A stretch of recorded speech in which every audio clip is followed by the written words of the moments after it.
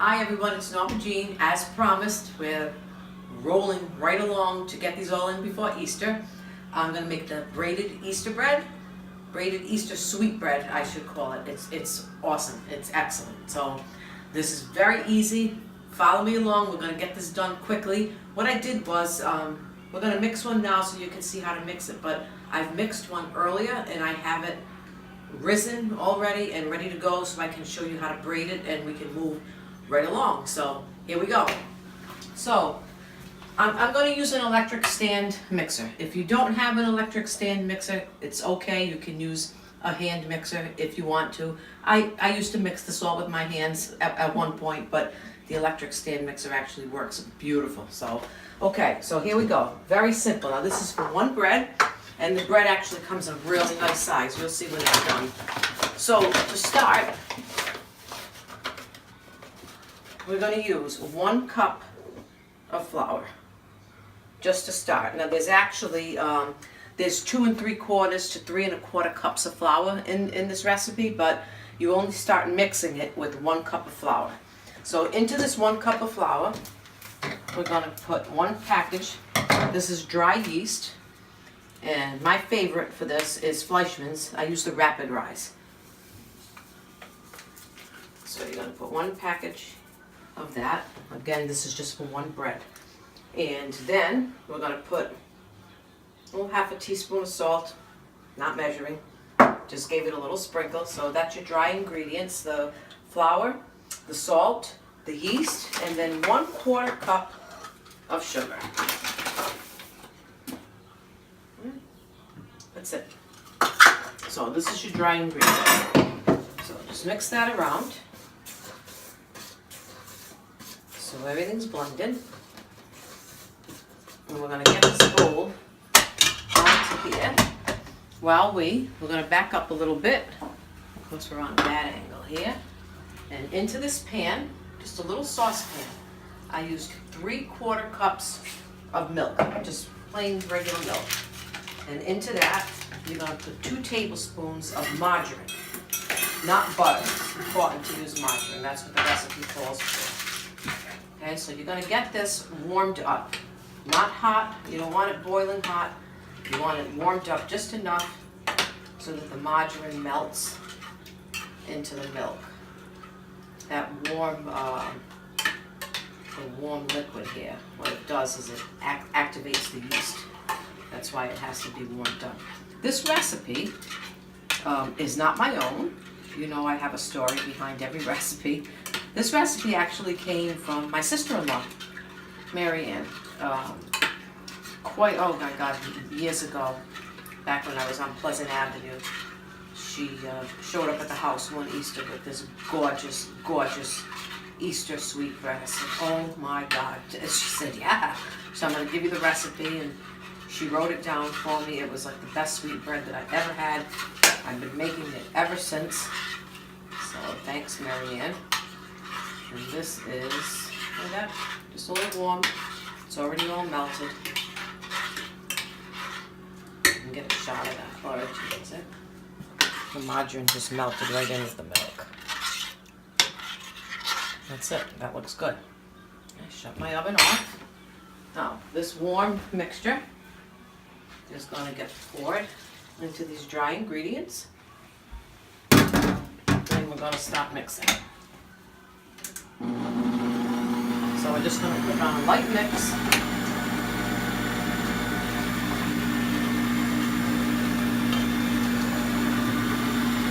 We get a shot inside that bowl. Just want to mix it till it's all blended and it's nice and smooth. You don't want to see any lumps from the yeast or the flour.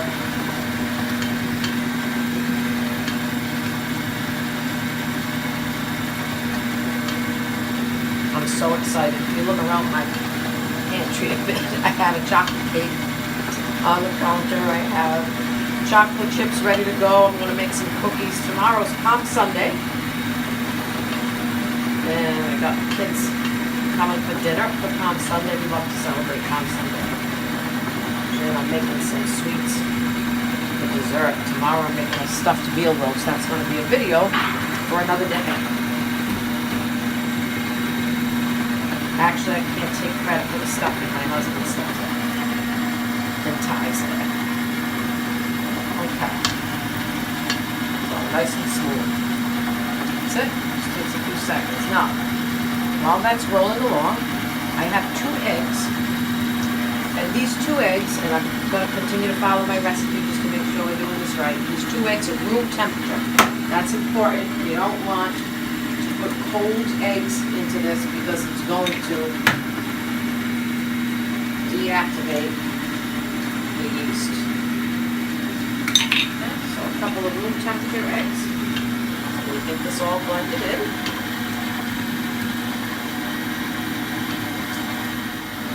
Let that mix up a little more. So I'm just going to go over the ingredients with you again like I usually do. We started with 1 cup of flour, a 1/4 cup of sugar, half a teaspoon of salt, and 1 pack of dried rapid rise yeast. And to that we added 3/4 of a cup of milk, 2 tablespoons of margarine, warmed up, added that in first, mixed it, and then we added 2 eggs at room temperature. My friends, that is it. Now, we're just going to add in, we're going to continue to add flour into this until we have a nice soft dough form. Now the recipe says that you can go from up to 3 1/4 cups of flour. It says 2 3/4 to 3 1/4 cups of flour. So let's see how far we get. So I'm going to start with a cup of flour. And I'm going to take these off. And I'm going to put my dough hooks on. They work much better.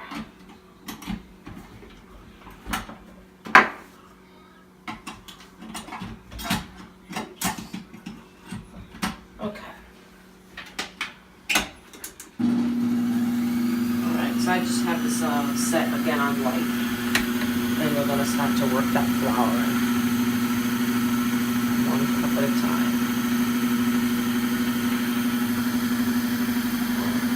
Now, if you don't have dough hooks, like I said, if you don't have the electric stand mixer, not a big deal. And there was a time when I would stop at that point when I had my liquid ingredients all mixed, and then I would just take the bowl and start to add the flour and mix it until it got to the point where I could use my hands. So you can be a little creative with it if you don't have a stand mixer.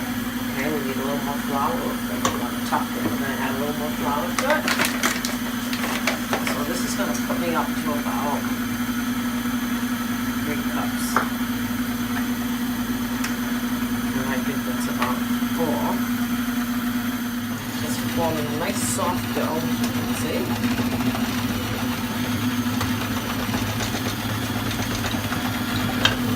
Jumping around a little bit, and you know that means it's just about ready.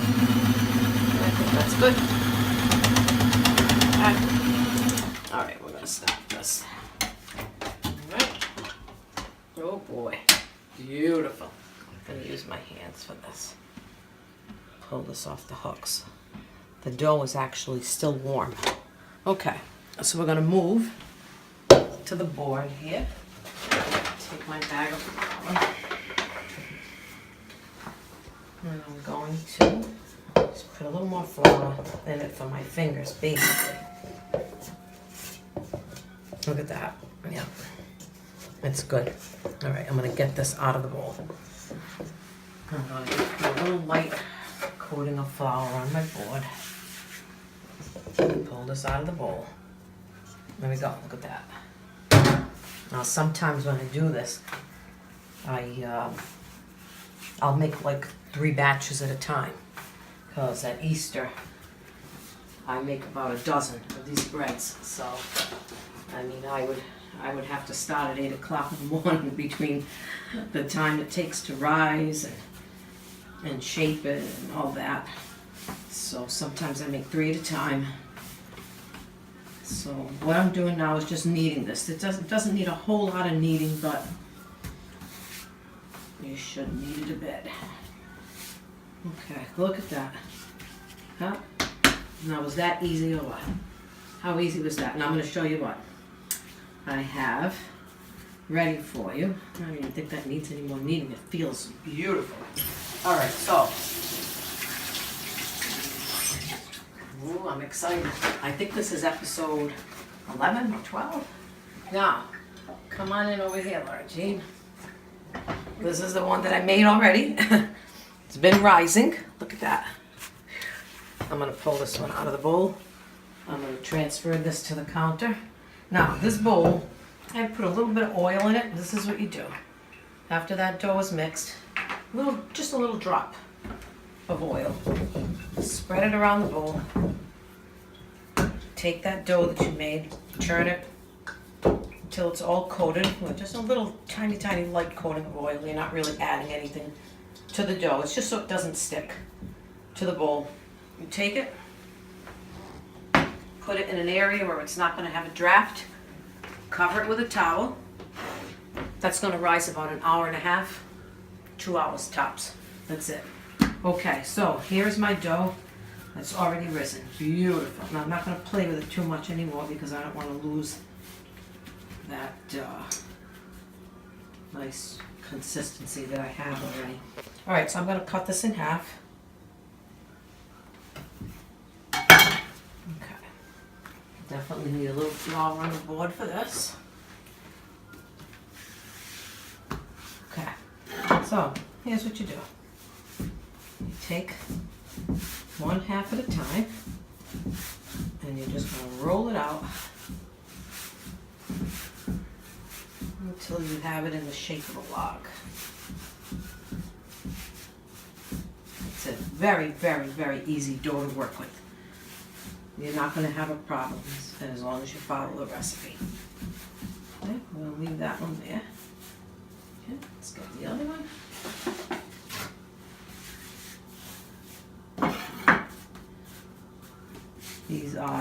These breads are sought after, believe me. Everybody loves them. We have them at brunch on Easter. This keeps banging the wall, driving me nuts.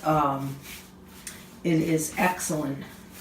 For a couple of days after Easter, we slice it, toast it.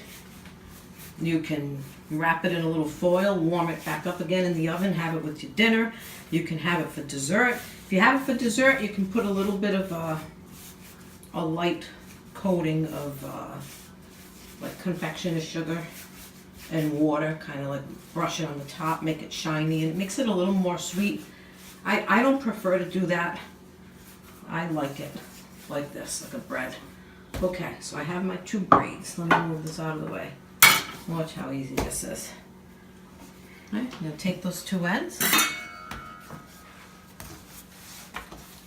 and we're going to twist it.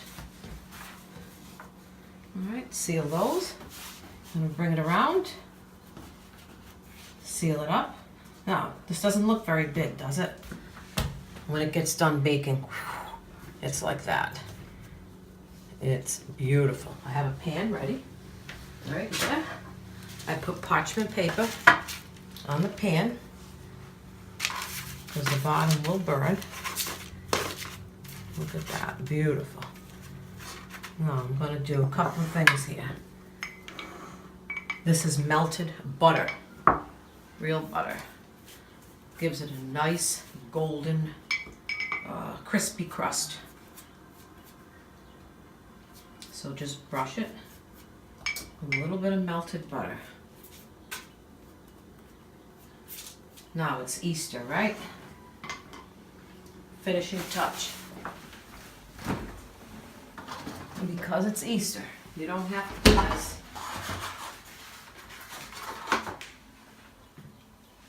Just take a raw egg, put it right into the bread. If you want to. You don't have to. That egg will cook when the bread bakes, but it looks so pretty when it's done. So there's my bread. My oven has been heated to 350, and this cooks for about 35 minutes. No more than that. Isn't that beautiful? We will come back shortly when it's cooked, and I'm gonna cut it for you so you can see what it looks like. What do you think? Whoop, don't wanna lose it. Beautiful. Okay, hi everyone, we're back, and the breads are done. I actually ended up making two.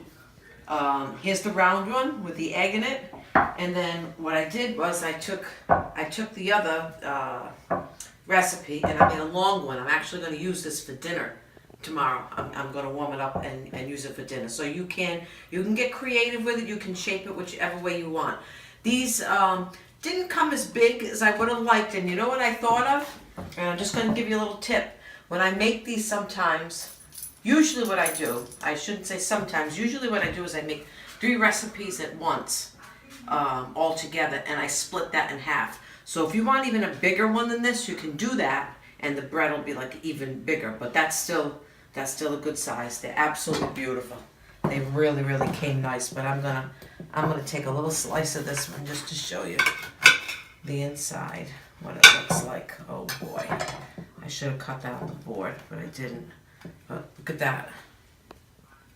What a beautiful bread.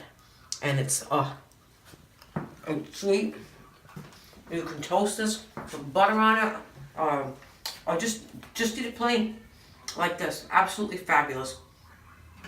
Sorry. Chewing with my mouth open, but I can't help it. I love bread, as most of us do. Anyway, enjoy. Very simple recipe. Hope you enjoy it. Let me know how it turns out if you do. See you next week at my mother's. Show's gonna be on the road. Pizza Gainer. Thank you.